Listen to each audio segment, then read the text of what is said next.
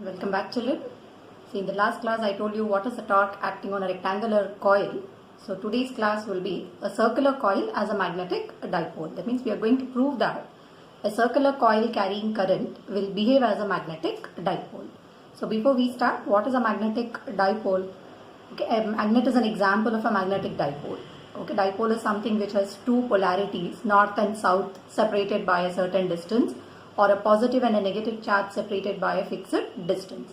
Because here we are talking about a magnetic dipole, it is particularly the north and south poles of a magnet separated by a finite distance. So we are going to prove that for a circular coil of wire carrying current, it behaves similar to that of a magnetic dipole. So before we start, look at the definition of the magnetic moment. Okay, in the last class we have discussed. For a current carrying coil, magnetic moment capital M is equal to I into A into N, where I is current, A is number of turns and N is number of turns, and A represents the area of the coil. And we have already studied that the torque acting on a magnetic dipole is M cross B, where M is magnetic dipole moment and B represents the magnetic field strength. Now let us start with a circular coil and prove that it behaves as a magnetic dipole. So consider one circular loop of wire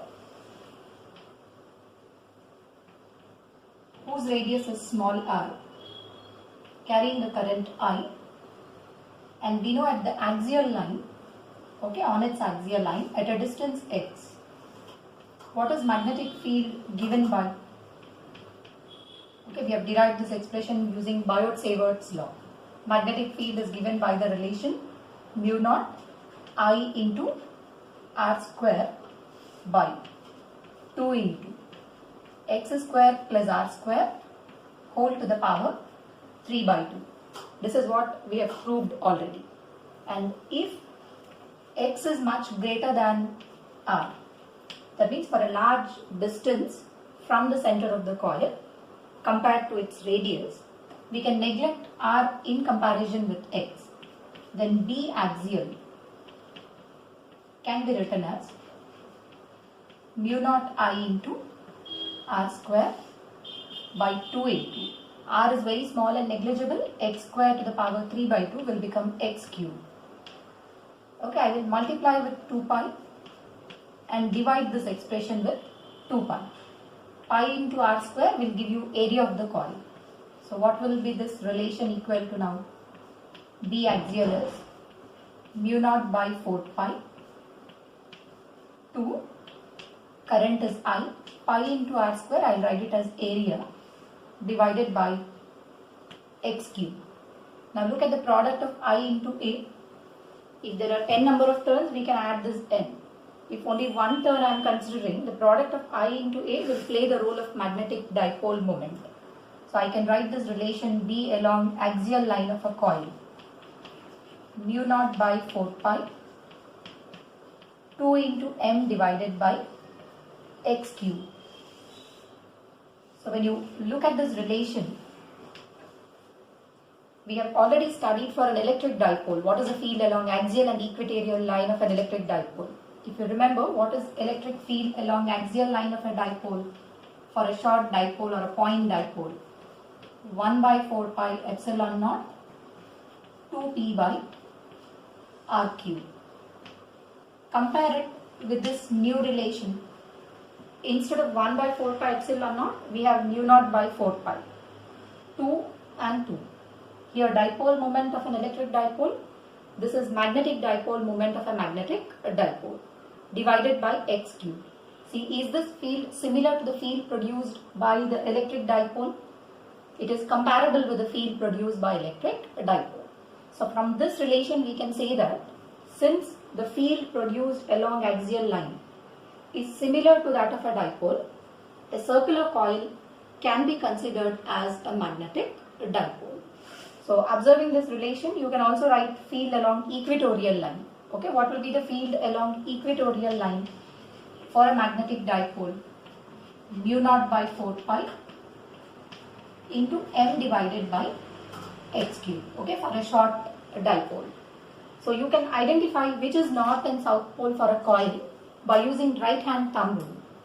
Curl the fingers of your right hand in the direction of current. Thumb indicates the north pole.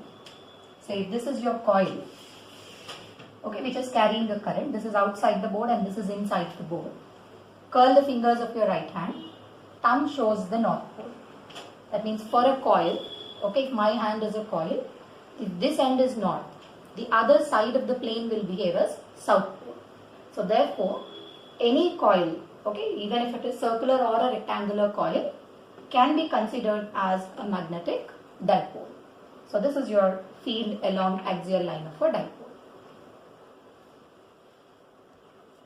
Okay, now let us look into the magnetic dipole moment of a revolving electron. Okay, we know in Bohr's atomic model, electron revolves around the nucleus in a circular orbit. So assuming that Bohr's theory to be true, okay, according to the Bohr's theory, again I repeat, electron revolves around the nucleus in a circular orbit. And what is the principle of quantization of an electron? Angular momentum of an electron is quantized from Bohr's theory. We write it as mvr is equal to nh divided by 2 pi. So in this topic, we are going to identify what is the magnetic dipole moment of a revolving electron. So assume that an electron is revolving in a circular orbit of radius r with a speed v. If electron revolves in anti-clockwise direction, current will be in clockwise direction. We know we take the conventional direction of current as opposite to the flow of electrons. So first let us identify what is the current in the orbit. Okay, because we are finding out the magnetic dipole moment. We know magnetic dipole moment is the product of current into area. So for electron, I will represent it by the symbol mu L. Okay, mu L represent orbital magnetic moment. So we are going to evaluate this orbital magnetic moment of electron. So this is written as current into area. So first I will find out what is the current in the orbit. Okay, can I write current as charge by time? Charge of electron is E, time period of revolution capital T, or I is equal to E by time period of revolution is distance by velocity, 2 pi r by V. Call this as equation 1. And we know area of this circle is pi r square. So substitute 1 and 2 in mu L. I'll call this as equation 3. Substituting the current and area in your magnetic dipole moment, that is current into area, we get mu L is equal to EV by 2 pi r into pi r square. This is nothing but cancel of pi and r, EVR divided by 2. Now if you observe this magnetic dipole moment, orbital magnetic moment, charge of electron is a constant, 1.6 into 10 power minus 19. V and R both are variables. Okay, we know as radius changes, speed also is going to change. So if you know R and V, you can identify what is its orbital magnetic moment.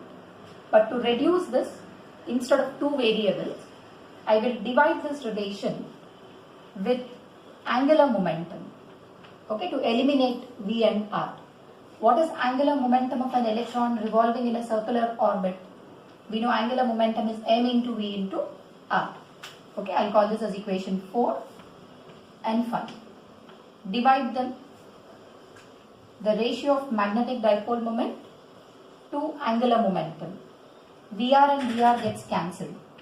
We get this as E divided by 2m. Now observe this ratio. Charge of electron is constant. What is the charge of electron? 1.6 into 10 power minus 19 coulomb. Mass of electron 9.1 into 10 power minus 31 kg. And I will use a negative sign here to show that the direction of magnetic dipole moment of an electron is opposite to our general rule.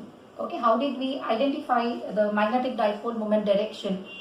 Curl the fingers, thumb gives the direction of magnetic dipole moment. See, if electron is revolving in this direction, magnetic dipole moment is opposite to this. Just now I told you, if electron revolves in anti-clockwise, current will be in clockwise direction. So if you take the direction in which electron is revolving, the direction of magnetic moment is opposite to your thumb. That is indicated by this negative sign. And we call this a ratio. The ratio between the magnetic dipole moment to angular momentum of an electron as gyromagnetic ratio. We know gyro is related to rotation. So this ratio is called gyromagnetic ratio. Okay, when you substitute the values, this comes out to be the gyromagnetic ratio E by 2m, which is mu L divided by capital M, is 8.8 into 10 to the power 10 charges coulomb per kg. Okay, I repeat, 8.8 into 10 to the power plus 10 coulomb per kg. So this gives you the value of gyromagnetic ratio. Now further moving, if I replace this capital L as NH by 2 pi, okay, from Bohr's model, we know angular momentum can be written as NH by 2 pi. Then from this relation, mu L is equal to E by 2m into capital L. For electron, of course, we use a negative sign. So mu L is equal to minus of E by 2m into NH by 2 pi. Okay, where H is Planck's constant. So this is mu L, which is equal to EH by 4 pi m. All these are constants multiplied with principal quantum number. So the value of EH by 4 pi m, where E is charge of electron a constant, H constant, mass of electron is also constant. We call this as Bohr magneton.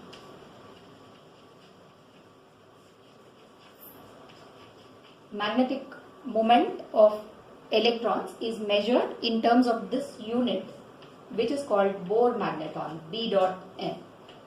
And one Bohr magneton, okay, when you put all these values, it comes out to be 9.27 into 10 to the power minus 24 ampere meter square. Okay, you have to remember this value of one Bohr magneton as well as the value of gyromagnetic ratio.